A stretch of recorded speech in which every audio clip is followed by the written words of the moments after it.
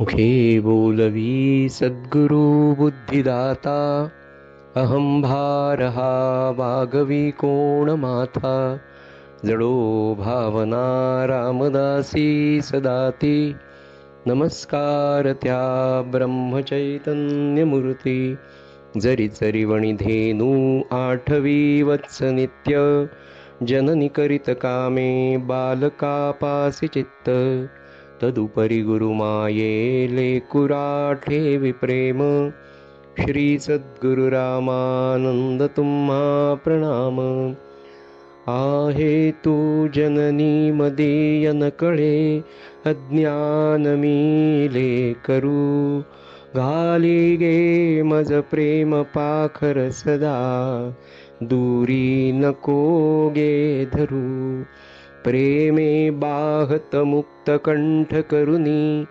नाही दुजे बंधन प्रल्हादा गुरुराज यानित तुम्हा माझे असो वंदन अधिष्ठान जेते प्रतिष्ठान देखा तिथे जन्मला तो गुणातीत एका तयाचे निनामे चुके जन्म वेथा नमस्कार माझा गुरु एकनाथा श्रीराम समर्थ. थोडासा सिद्धांताचा भाग आज आहे. थोडासा कदाचित कंटाळवाना होण्याची शक्यता आहे, पण होणार नाही याची मी माझ्याकडनं प्रयत्न करतो. पण सिद्धांतच आहेत, बघूया. भागवत धर्माचा विषय आपला सुरू आहे, भक्ती मार्गाचा विषय सुरू आहे. आणि कालच्या दिवशी म्हणजे परवा 2 दिवसांपूर्वी आपण जो विषय पाहिला होता तो भक्तिशास्त्रातला जो विषय होता तो भक्तीमध्ये एक भाव सगळ्यात महत्वाचा आहे.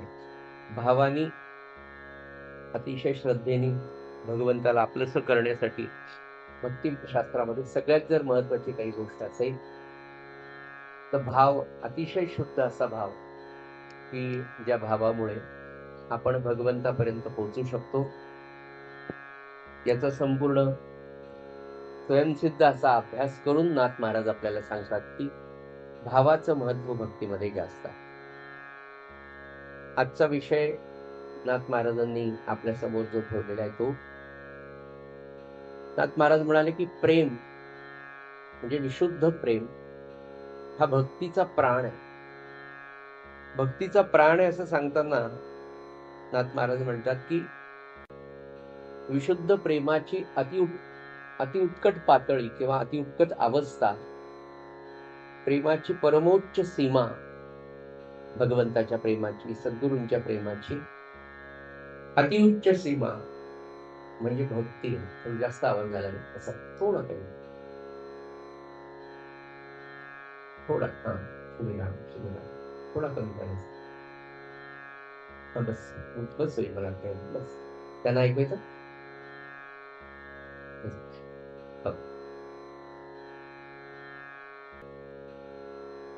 आणि नाथ महाराज असं म्हणतात की भक्तीमधून जर ते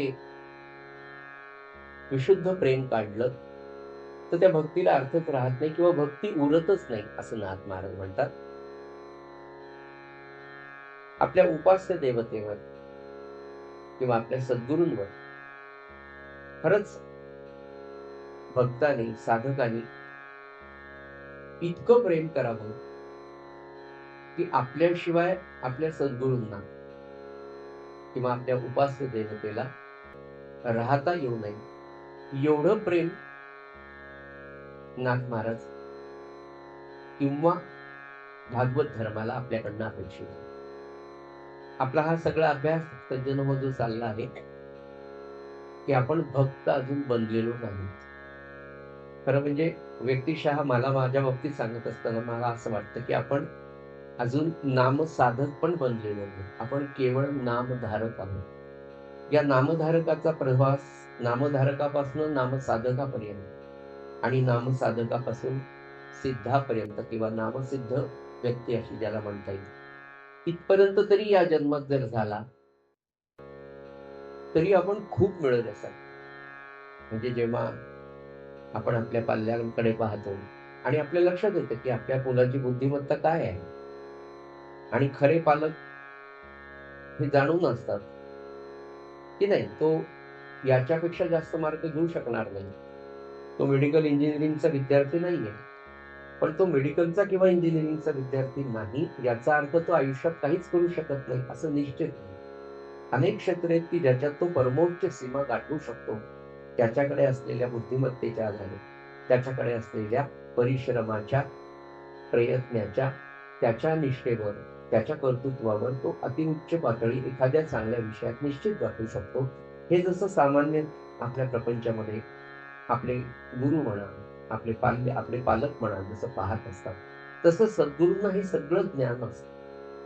त्याच्यामुळे महाराजांचं जे वाक्य आहे ते खूपच सुंदर आहे, की वाक्य तेच आहे, पण ते वेगवेगळ्या परिस्थितीत कसं लागू होतं, की जे घडेल ते माझ्या इच्छेने घडतं हे समजून तुम्ही राहा. महाराज आपल्याला सांगतायत, की जे घडेल ना तुमच्या आयुष्यात, तुम्हाला असं वाटतं, की माझा आज 13,000 जप झाला आणि मी गेली 4 महिने इतका जप करतो आणि तरीही माझ्या मागे हे दुखणं कसं लागलं? इतका साधा प्रश्न आपला पहिल्यांदा असतो किंवा प्रापंचिक अडचणी येतच असतात आणि आपली नामसाधना म्हणा, आपलं काय व्रतवैकल्य, आपलं काय अन्निक सुरू असतं.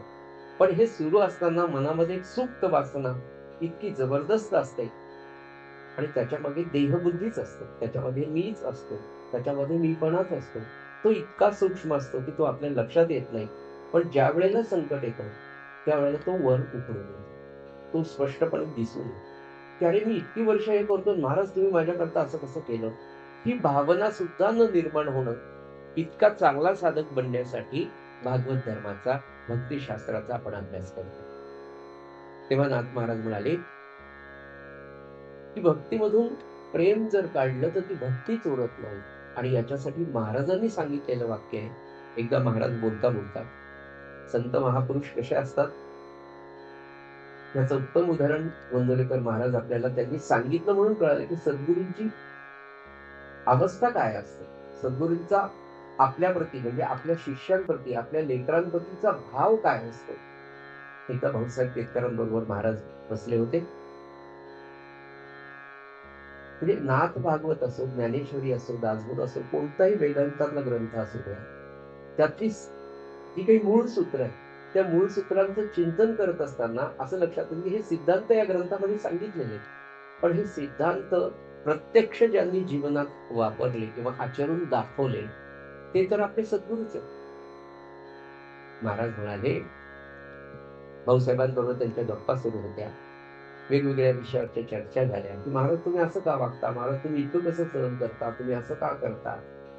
तुम्ही त्याला रागवायला पाहिजे होतं." आपली सामान्य बुद्धी आणि आपण सद्गुरूंना सांगतो, की "नाही, नाही महाराज तुम्ही असं वागा." म्हणजे मी तर मला तर नेहमी असं वाटतं, की आपल्याला आपले सद्गुरू सगुणात नाही, हे सद्गुरूवरच उपकार आहेत आपले. नाहीतर ते जर सगुणात राहिले असते, आपण त्यांनाही शहाणपणा सांगायला कमी केली नसते. कारण असे चरित्रात उदाहरण आपल्याला दिसतात. "नाही, नाही महाराज तुमचं हे चुकलं." असं म्हणणारे सुद्धा महाराज देहात असताना होते. आज आपल्याला महाराज देहात नसल्यामुळे त्यांच्या खऱ्या कर्तृत्वाची जाण आणि आपल्या क्षुद्रत्वाची जाण आपल्याला आढळते. तर भाऊसाहेबांना ते बोलत असताना एकदम म्हणाले, "भाऊसाहेब, माझ्यातलं जर प्रेम काढलं ना, तर मी नाहीच म्हणत." आता मला सांगा हा सिद्धांत नाथ महाराजांनी नाथ भागवतामध्ये म्हणजेच भगवान गोपालकृष्णांनी स्वतः सांगितला, की माझी इव्हन सद्गुरूंचं महात्म्य, सद्गुरूंचं प्रेम, सद्गुरूंच्या सेवेविषयी विषय बोलत असताना पुढे हा तो विषय येणारच आहे, की भगवान गोपालकृष्ण सुद्धा म्हणाले, की "अरे सद्गुरूंच्या सेवेशिवाय, सद्गुरूंच्या प्रेमाशिवाय परमार्थ पूर्णत्वाला जात नाही." हे मी अनुभवाने सांगतो. सांदीपनीच्या आश्रमामध्ये स्वतः गोपालकृष्णांनी सगळ्या प्रकारच्या सेवा केल्या. सांदीपनी आपल्या सद्गुरूंची पूर्ण सेवा भगवान गोपालकृष्णांनी अतिशय निष्ठेने, अतिशय प्रेमाने केली. जे म्हणून कर्तव्य भगवान गोपालकृष्णाच्या वाटेला सज्जन आलं. भगवंताचं चरित्र फारच विलक्षण असं कोड आहे, की त्या कर्तृत्वाप्रती त्या ठिकाणी भगवंताची भूमिका इतकी व्यवस्थित राहिलेली. म्हणून म्हणजे भगवंताचं चरित्र वर्णन करत असताना आज या 2023 मध्ये म्हणजे आंतरराष्ट्रीय स्तरावर काम करत असताना आपल्या देशाचे विदेश मंत्री सांगतात की सर्वोत्कृष्ट डिप्लोमॅट्स किंवा सर्वोत्कृष्ट ज्यांचं आचरण करावं, राष्ट्रनीती परराष्ट्र नीती ज्यांची आचरावी, असे 2 महात्मे या भारतामध्ये होऊन गेले. एक श्रीकृष्ण, भगवान श्रीकृष्ण आणि दुसरे हनुमंतराय. हे जाहीर त्यांनी इंटरनॅशनल उंबरठ्यावर, आंतरराष्ट्रीय उंबरठ्यावर विदेश मंत्री जयशंकरांनी सांगितलंय, एवढं ज्ञान या भारतीय तत्वज्ञानात, भारतीय ग्रंथांमध्ये आहे, भारतीय आदर्शांमध्ये असलं नाही. तेव्हा महाराज म्हणाले की भाऊसाहेब, माझ्यातलं प्रेम जर काढलं ना तर मी नाहीच.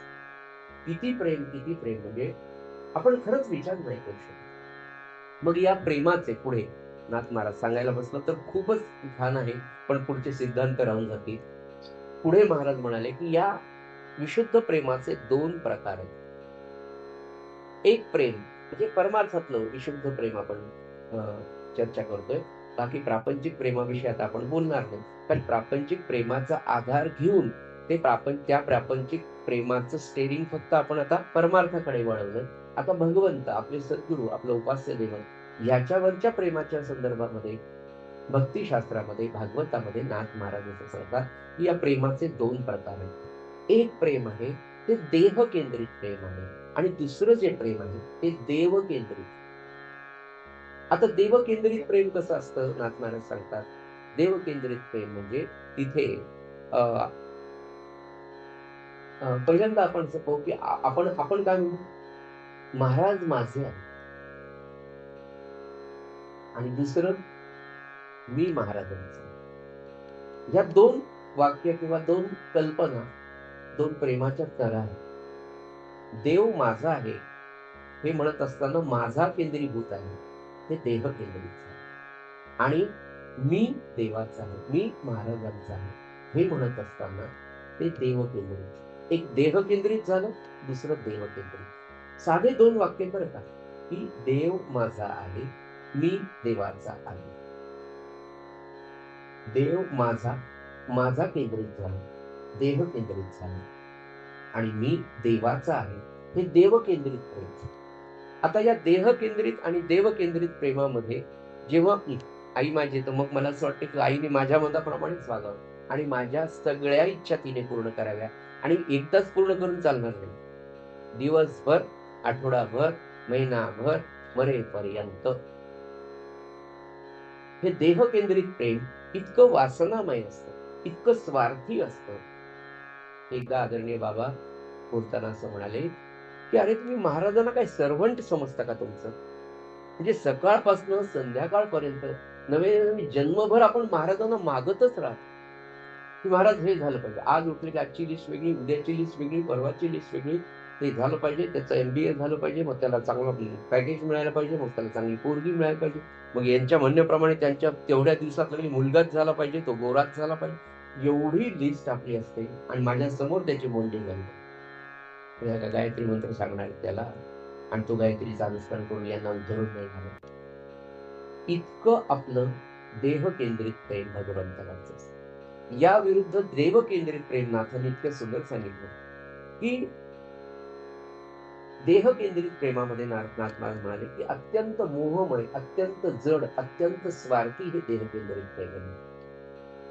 दुसरं म्हणाले देवाचं प्रेम, देव केंद्रित जे प्रेम आहे ते अतिशय निस्वार्थी आहे, त्यागमय आहे. मी देवाचा आहे, मी देवाचा आहे, मग त्याला काय आवडेल, मी सद्गुरूंचा आहे.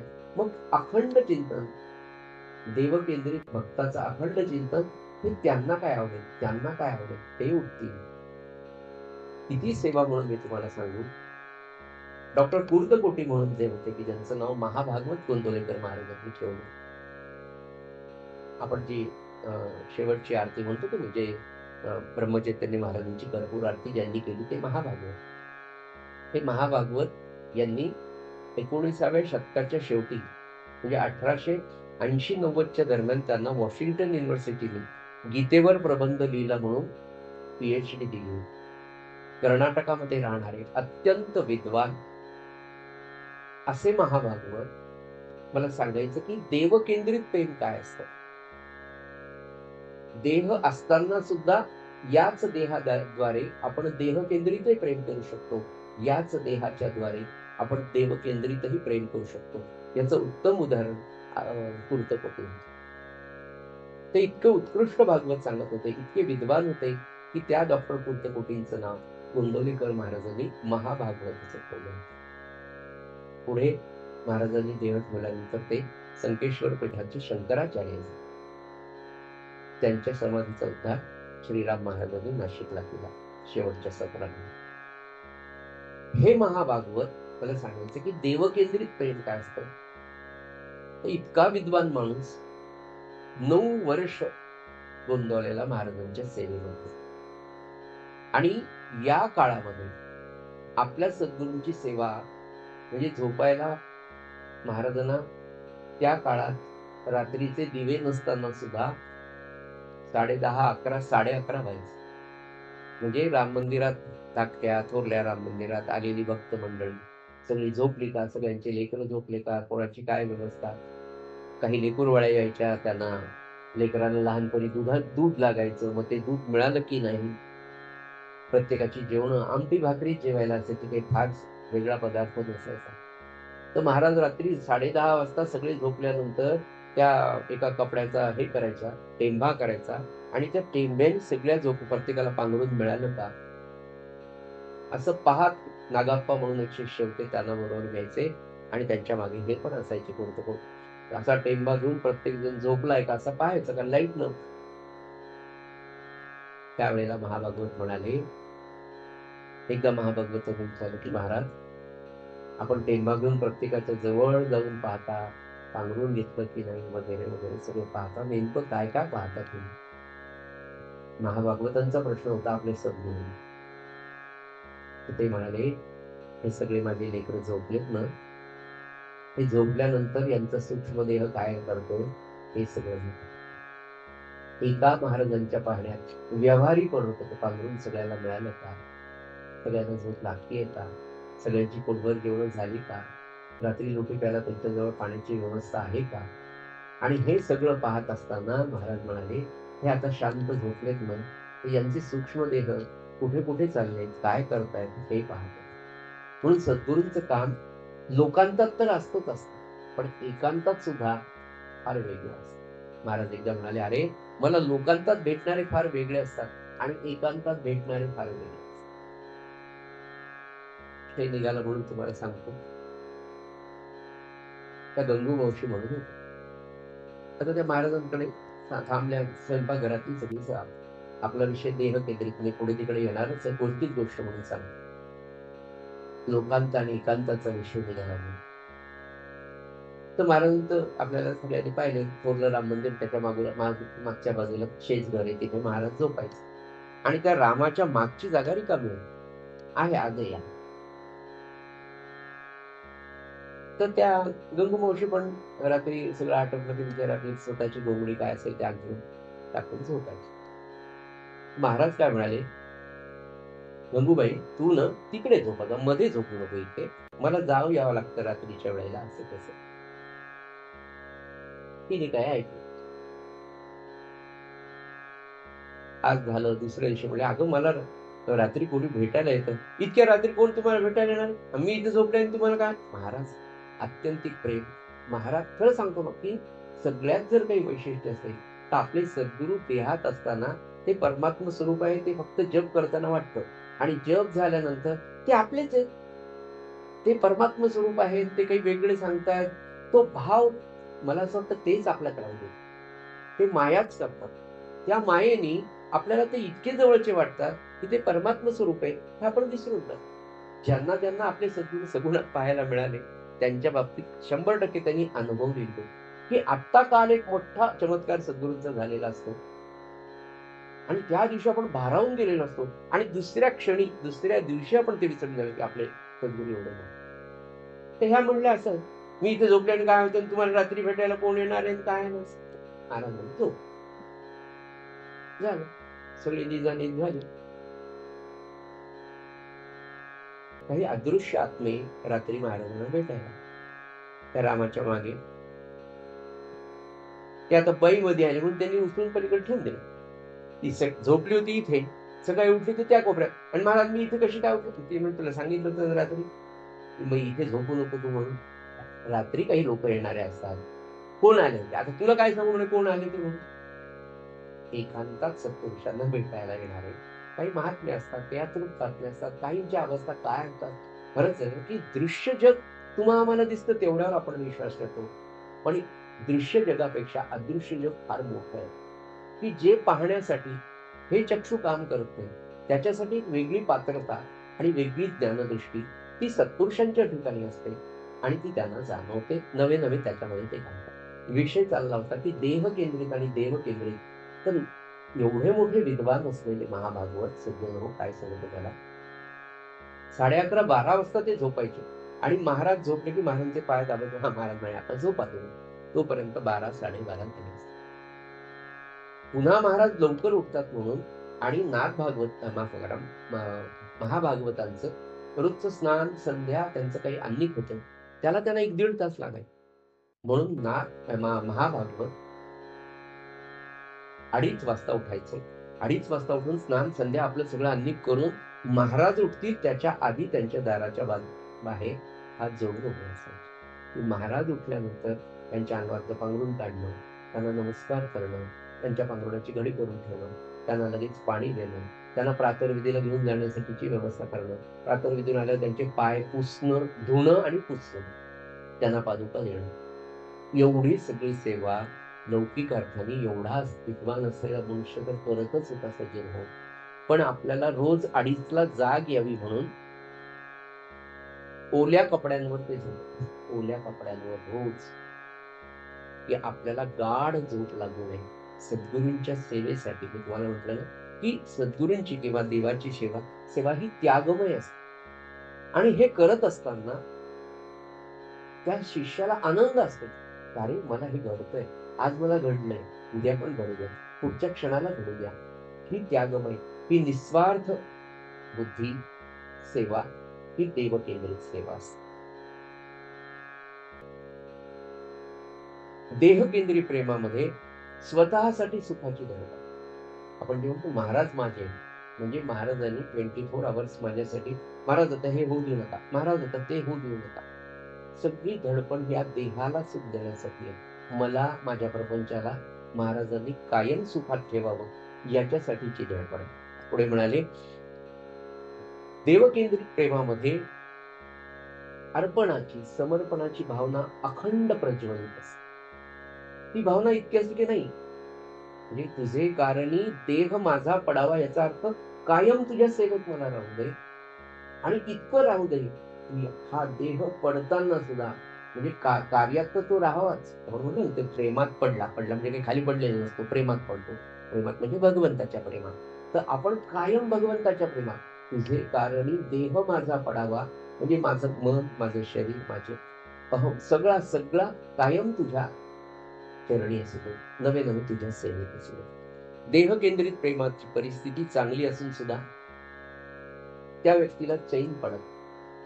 देह केंद्रित जे प्रेम आहे त्याच्यामध्ये म्हणलं ना की महाराज माझे आहेत म्हणजे आता मला त्यांनी सुखात ठेवलं. गेली इतकी वर्ष मला महाराजांनी सुखात ठेवलं. तुमचा माझा प्रपंच आतापर्यंत आपण केला असा प्रपंच काय होणार सांगा. आपलं काय करतो तुम्ही शिकले तुमच्यासारखे तर खूप शिकतात.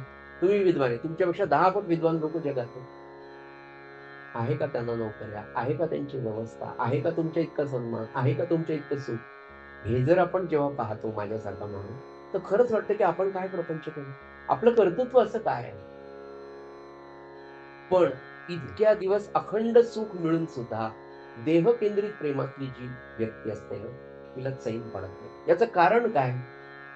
त्याचं कारण असं आहे की ही परिस्थिती अखंड राहील की नाही याची कायम चिंता असते आणि ही कायम चिंता त्याला याच्या उलट देवकेंद्रित प्रेम करणारा जो असतो त्याला एकच चिंतन असतं, महाराज आलेत का, झोपलेत का. जसं जन्म झाल्यानंतर ती आई ते लेकरू चाले बोलेपर्यंत नाही होत शेवटपर्यंत. कितीही मुलगा मोठा झाला जगामध्ये त्याला त्याच्या विद्वत्तेवर केवढंही पॅकेज मिळालं आईला वाटतं तो हा चुकणारच आहे, नाही हा चुकेलच नाही, याला म्हणजे याच्या मागे तो कायम आनंदात राहावा, त्याच्याकडनं चूक घडू नये, त्याला कायम सुख मिळावं, ही भावना धरून आई कायम त्याच चिंतेमध्ये असते. तसं इथे सद्गुरू, माझ्या सद्गुरूंना काय कमी पडेल, त्यांना हे लागेल का, मी तिथे आहे की नाही, हे त्यांना पुरेल का, या चिंतनामध्ये असल्यामुळे त्याला वेगळी भावनाच राहते. देवकेंद्रित प्रेमाचं वैशिष्ट्य, ते म्हणाले, तो अखंड आनंदात असतो. देह केंद्रित प्रेम करणारा भक्त हा कायम स्वतःच्या सुखनैव आयुष्याची चिंता करत असतो आणि ते सुखनैव आयुष्य मिळून सुद्धा पुन्हा चिंतेत राहतो. हे देह केंद्रित प्रेमाचं वैशिष्ट्य आणि हे देव केंद्रित प्रेमाचं वैशिष्ट्य, की ही अवस्था कायम राहते. सज्जनो, महाराजांनी प्रपंच हा अपूर्ण आहे, प्रपंच हा दुःखदायक आहे, हे तुम्ही समजून वागा म्हणून महाराज कधीच म्हणाले नाही की प्रपंच सोडा म्हणून. आणि त्याची कारण सांगताना महाराजांनी सांगितलं की 3 कारण आहेत. एक संपत्ती, एक देह संपत्ती आणि एक संतती. या 3 कारणांमुळे प्रत्येकाचा प्रपंच अपूर्ण आहे. आणि त्याच्यावरच पुढचं वाक्य महाराजांनी सांगितलं की तुमच्याकडे देह संपत्ती आहे, तुमच्याकडे धन संपत्ती आहे, तुम्हाला संतती पण आहे, ती चांगली पण आहे. असं असताना सुद्धा हे कायम टिकेल की नाही याची चिंता लागल्यामुळे पुनश्च तुमचा प्रपंच अपूर्ण आहे. मग हे तुम्ही, समर्थ काय म्हणाले, हे तुम्ही समजून वागा. या प्रपंचाची अवस्था एकदा समजून घ्या. एक सुंदर उदाहरण मागे वाचण्यात आलं. ते म्हणाले, कुंडलिकर महाराजांना त्यांनी विचारलं की तुम्ही चिंच घ्यायला गेलात बाजारात, तर कोणती चिंच घ्याल म्हणाले विचार. ते म्हणाले जी जास्त आंबट असेल. ते म्हणाले का, तर चिंचेचा गुणधर्म काय म्हणाले, तर आंबटपणा. मग चिंचेचा गुणधर्म जर आंबटपणा हे तुम्हाला लक्षात येतं, इतके वर्ष त्या प्रपंचात तुम्ही वागून पाहून सगळं सुद्धा तुमच्या आजपर्यंत हे कसं लक्षात आलं नाही की तो सुखाचा नाहीच, तरी पण तो करायचा आहे, तो सोडता कामा नये. कारण पुन्हा महाराज किती सुंदर सांगतात की गृहस्थाश्रम ही अतिशय सुंदर अशी प्रयोगशाळा आहे. आणि ही प्रयोगशाळा कशासाठी आहे, तर तुम्हाला परमार्थ साधायचं. परमार्थाचं सर्वोत्कृष्ट साधन जर काही असेल तर गृहस्थाश्रम. प्रपंच साधण्यासाठी गृहस्थाश्रमासारखा आश्रमच नाही की ज्याच्यामध्ये सगळ्या गोष्टी तुमच्या तृप्तीसाठी ठेवल्या. योग्य मार्गाने सगळ्या वासना तुम्ही छान तृप्त करा आणि हे लक्षात घ्या की माझ्या मनुष्य जन्माचं ध्येय हे भगवंताची प्राप्ती. पुढे म्हणाले, देवकेंद्रित प्रेमामध्ये प्रत्येक परिस्थितीमध्ये आनंद, समाधान तर आहेच आहे. भक्त स्वतःचा मी भगवंताला अर्पण करून केवळ त्याच्यासाठी जगत राहतो. आणि म्हणून हे जे प्रेम असतं, हे सद्गुरूंवरचं, आपल्या उपास्य देवतेवरचं हे प्रेम जे आहे, हे अत्यंत विशुद्ध आहे, हे अत्यंत पवित्र आणि अत्यंत मंगलमय असं प्रेम आहे. आणि या मंगलमय प्रेमाच्या निधिध्यासामध्ये हा शिष्य कायम राहतो. म्हणून देवकेंद्रित प्रेम आणि देह केंद्रित प्रेमामध्ये नाथ महाराज असं म्हणाले की देह केंद्रित प्रेमापेक्षा तुम्ही कायम देवकेंद्रित प्रेमामध्ये राहा. कायम असं म्हणा, म्हणजे आज आपला हा कन्सेप्ट पूर्ण क्लिअर झालाय की महाराज माझे आहेत, नाही मी महाराजांचा. मी महाराजांचा म्हणण्यामध्ये महाराज केंद्रबिंदू म्हणजे देव केंद्रित प्रेम झालं. आणि महाराज माझे आहेत म्हणताना मी केंद्रबिंदू होतो, हे देह केंद्रित प्रेम. आपल्याला देह केंद्रित प्रेम करायचं आहे.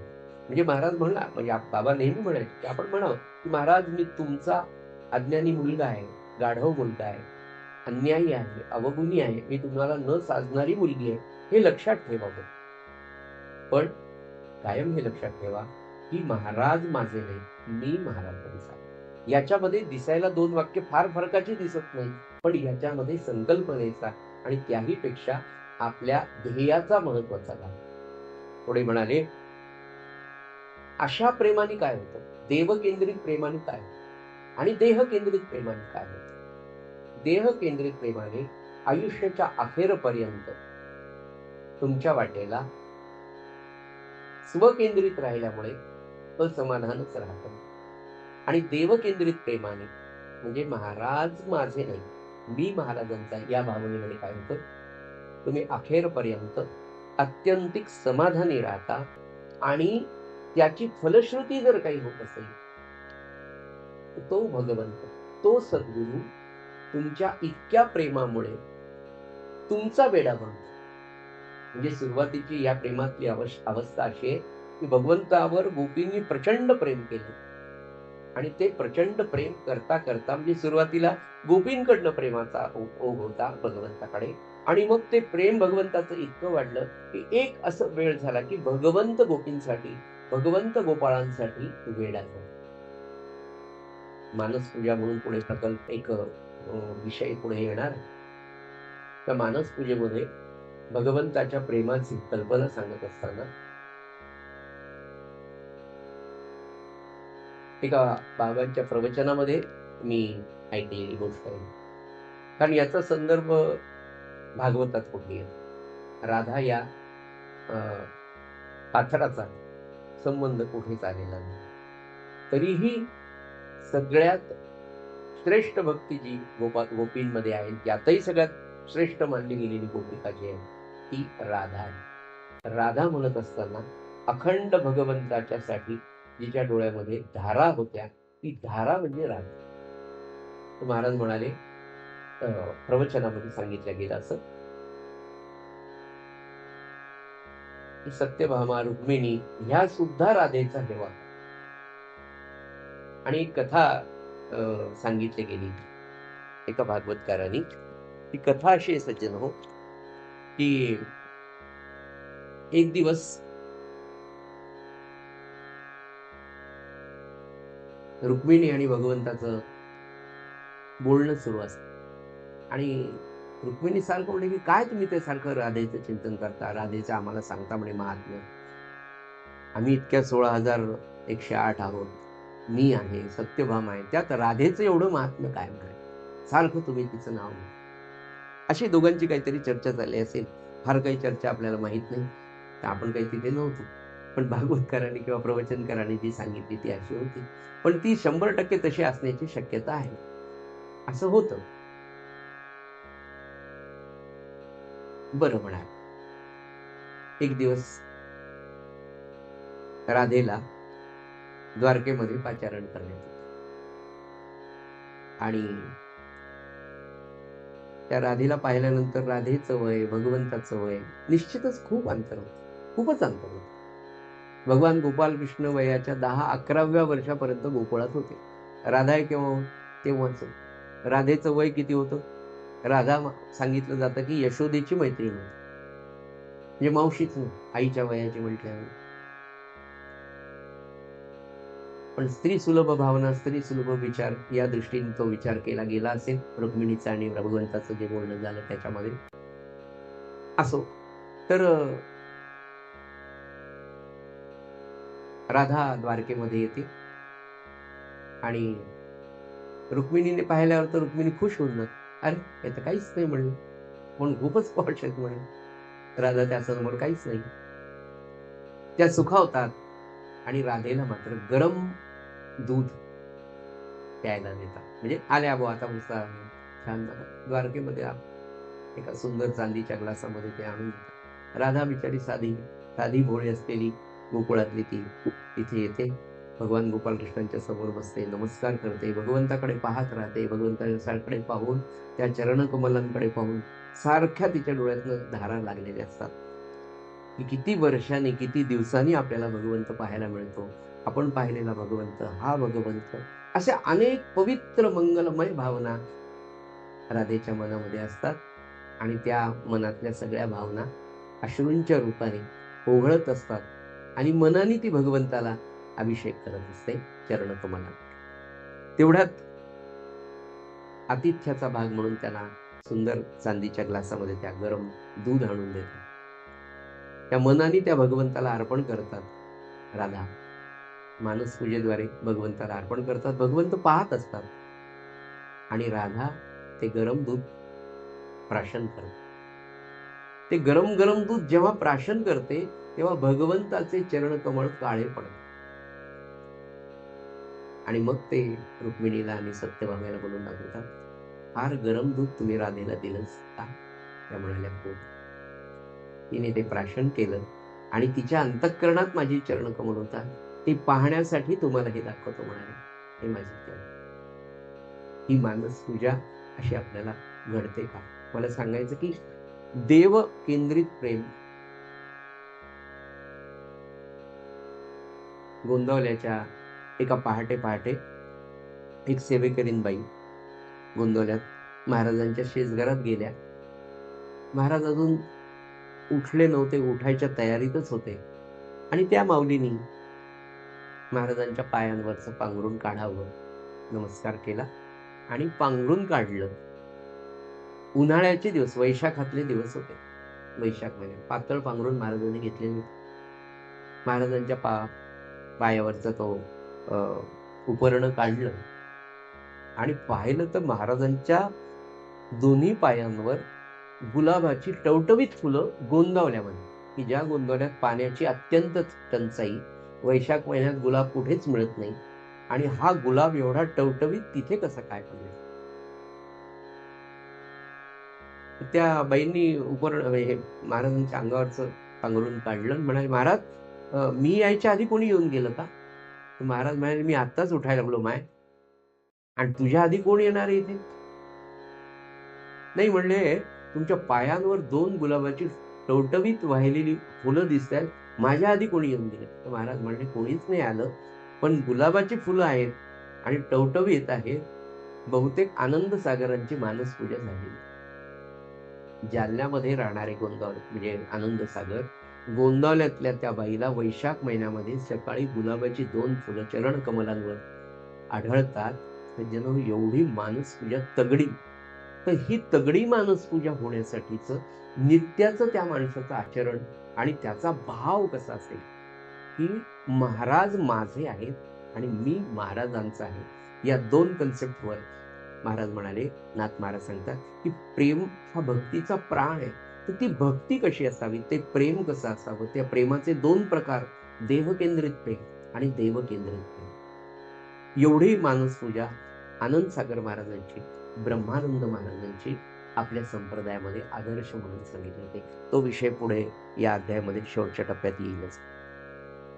यामध्ये भक्त स्वतःला विसरतो आणि हे सगळं होत असताना इतकं नित्याचं त्याचं आचरण होतं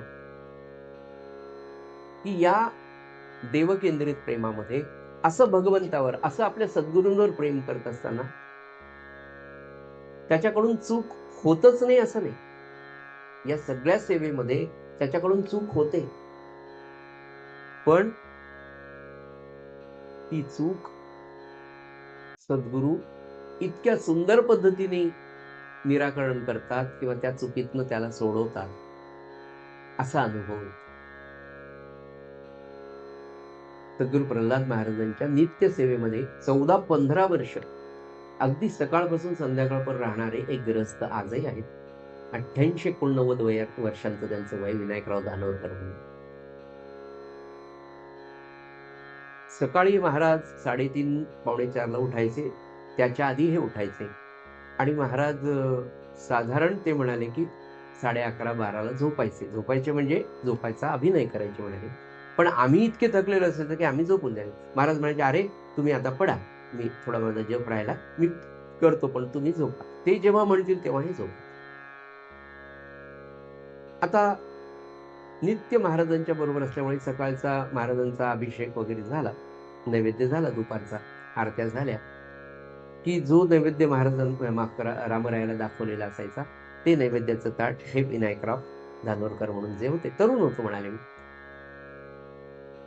तर ते सोहळ्यामध्येच मी असायचो. महाराज जितक्या वेळ सोहळ्यात तितक्या वेळ मला सोहळ्यात त्यांच्या कृपेने राहावं लागायचं म्हणाले आणि मला ते साधलं म्हणाले.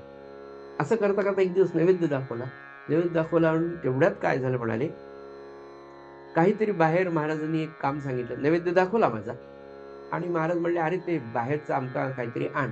आता ते आणायला जायचं तर मला ते सोहळ्यात काही जाता येणार नाही, म्हणून मी सोहळं काढून धोतर नेसून तिकडे गेलो आणि तोपर्यंत महाराज पानावर येऊन बसले होते, म्हणजे जागेवर त्यांना जेवायचं जे महाराजांची जागा होती तिथे पाठवून टाकलं होतं. सगळी मंडळी जय जय श्रीराम सुरू झालं. मला ते ती काहीतरी वस्तू ओळ्यात आणून ठेवून द्यायची होती आणि तेवढ्या गडबडीत मी काय केलं म्हणाले, की मी ते काम करून विसरून गेलो की आपण सोहळं नेसायचं. माझ्या डोक्यात मी सोहळंच नेसलेलं आहे आणि तसाच मी आलो आणि सगळे जेवायला बसले. मग सगळ्यांचे पानं वाढले, जय जय श्रीराम सुरू झालं.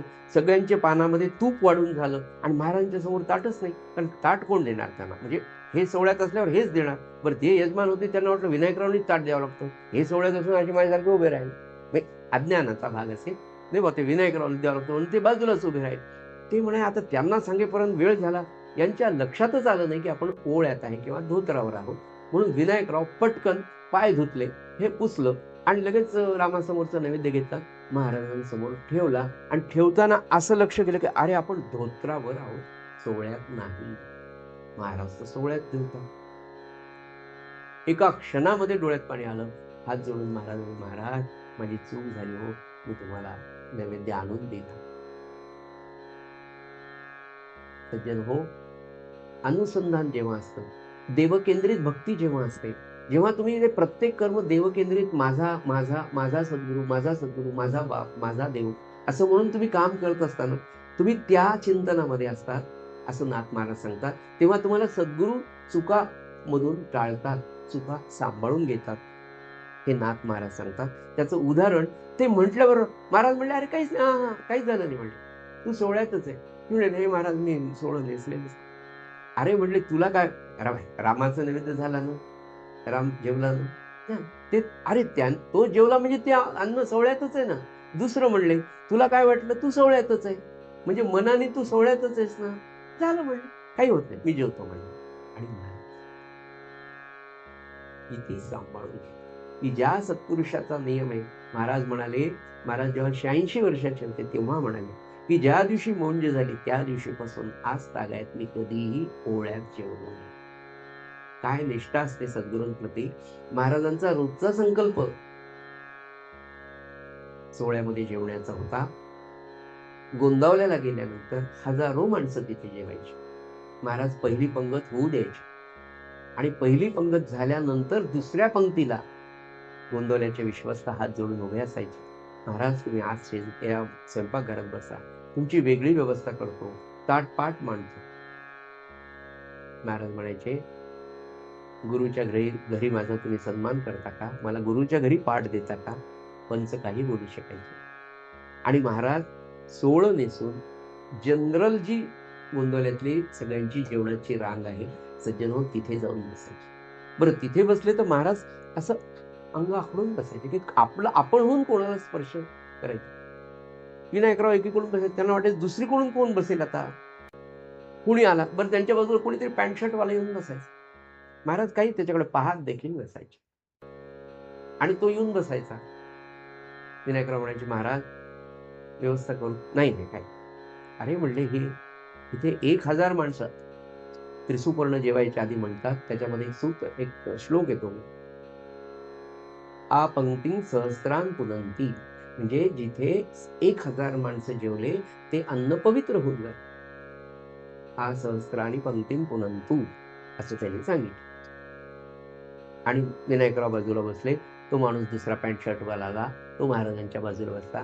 महाराज त्याला काही म्हणले नाही आणि तो जेवता जेवता त्याचा ग्लास सांडला आणि ते सगळं पाणी श्री महाराजांच्या पात्राच्या खाली. बरं, तेव्हा गोंदवल्यामध्ये पत्राळी होत्या, आपल्या पळसाच्या वाळलेल्या पत्राळीच्या खाली. विनायकरावना अस्वस्थ झाले, तर काय करावं काय.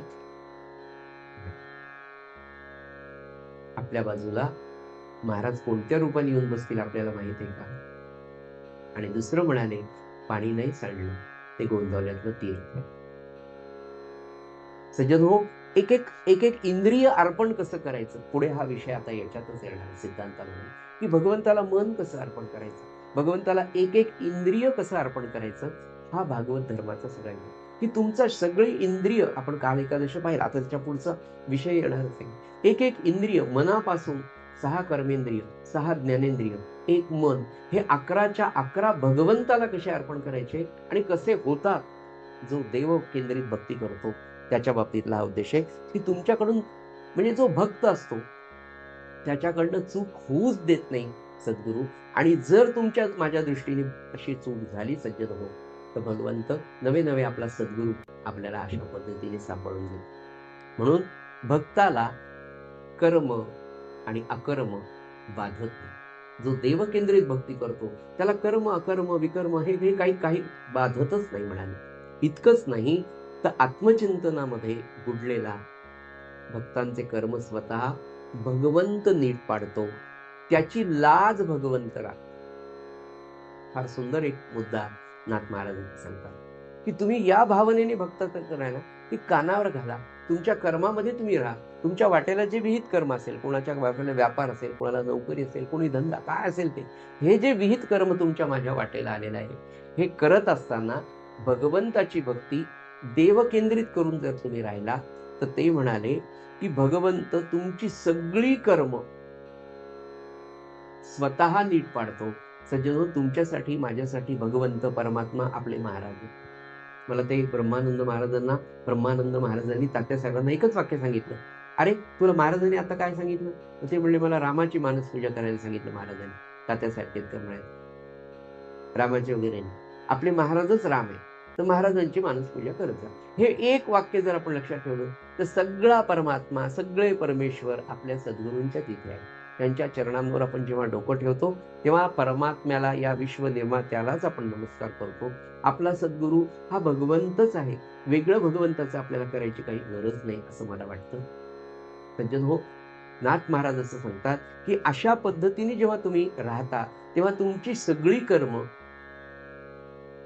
भगवंत स्वतः नीट पाडतो, तुमची लाज भगवंत राखतो. तो परमात्मा तुमच्या आजूबाजूला अंतःकरणातच तो आहे, आजूबाजूला सुद्धा म्हणायची गरज. आपल्या साखर खिरड्यामध्ये आजही सद्गुरू प्रल्हाद महाराजांची देहात सेवा करणारे एक ग्रस्त आहे, ज्यांचं नाव सखाराम तांबटकर. तांब्याची भांडी तयार करणं वगैरे ही जी मंडळी आहे त्यांना तांबटकर असं म्हणतात. त्यावेळेला ते टेलिफोन खात्यामध्ये महाराज देहात होते, ते चिखलीला राहायचे. चिखलीवरून साखर खिरडा एक साधारण 50-55 किलोमीटर अंतरावर.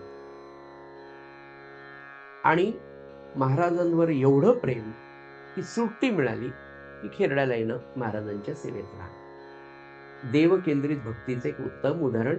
आणि दुसरं, नाथ महाराज जे म्हणाले की तुमची ते लाज राखतात.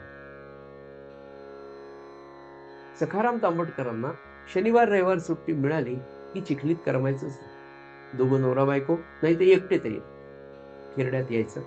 खिरड्यातली सगळी कामं, म्हणजे तुम्हाला मी काय सांगू, उत्सवामध्ये त्यावेळेला खिरड्याला लाईट नव्हते, तर संध्याकाळच्या वेळेला अशा रॉड असायचे, एका एका रॉडवर 10-10 दिवे लोखंडाचे, त्याच्यात तेल टाकणं, ते स्वच्छ करणं, कंदील लावणं, चिमण्या लावणं, दिवे लावणं, आणि अशा पद्धतीने प्रकाश निर्माण करण्याचं काम.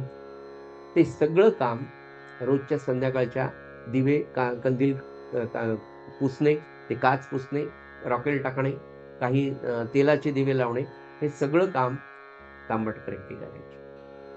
हे करत असताना त्यांना 1 मिनिटही उपासनेला बसायला म्हणायला मिळायचं. एक दिवस ते महाराजांना सगळं झालं म्हणजे, महाराज सगळे लोक इतकी छान उपासना करतात, 1.5-2 तास, माझा सगळा वेळ त्या दिवा लावण्यातच जातो. लहान होतो म्हणाले मी, त्यांनी सांगितलेली गोष्ट. महाराज म्हणाले, बाळा, इथे रामानंद महाराजांच्या मंदिरामध्ये आपण राहतो ना, इथे प्रत्येक केलेली गोष्ट ही उपासनाच असते. तुझ्या दिवे लावण्यामुळे आम्हा सगळ्यांना चांगली उपासना करता येते. मग तुझ्यासाठी उपासना दिवे लावणं. चिखलीचं राम मंदिर झाल्यावर सुरुवातीला लोक खूप उपासनेला यायचे, आणि कधी कधी उपासनेला लोक यायचेच नाही. मग ते पुन्हा एकदा महाराज आल्यावर त्यांनी तक्रार, महाराज कोणीच नसतं उपासनेला, मी एकटाच असतो. महाराज म्हणाले, अरे एक भाकरी उपासनेची पूर्णच्या पूर्णच तुला मिळते म्हणाले.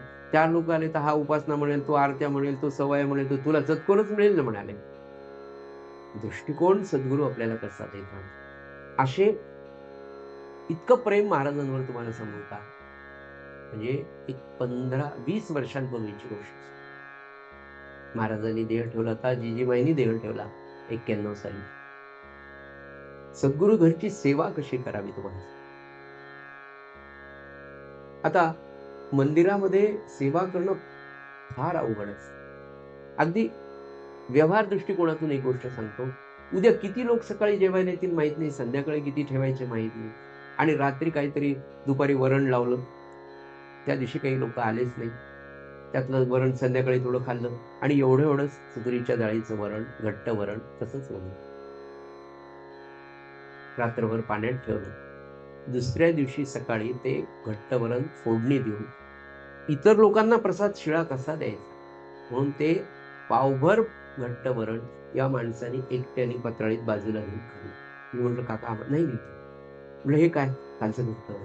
मी म्हटलं, "ते गाईला चांगलं घट्ट वरण आहे. महाराजांच्या घरचं घट्ट वरण असं वाया घालावं का?" आणि एकट्याने तेवढं खाल्लं बरं. ते म्हटले, "त्रास?" "काही त्रास होत नाही मला. थोड्या वेळाने अंगाराने हे घेतलं की झालं." तीर्थ घेतो अंगाराने. नाही ॲसिडिटी नाही फॅसिडिटी. काय सेवा असते की महाराज मी महाराजांचा, महाराज माझे नाही. हा भाव नाथ महाराज म्हणाले आपल्यामध्ये टिकला पाहिजे. आणि विषय आपला असा चालला होता की त्याची लाज भगवंत कशी राखतो हे आपण उद्या पाहू. तांबटकरांचंच उदाहरण अर्धच झालंय, पूर्ण राहिलं अजून. त्यांची लाज कशी राखली जाते हे आपण उद्या पाहू. झालेली सेवा महाराजांची चरणी अर्पण करूया आणि नित्याची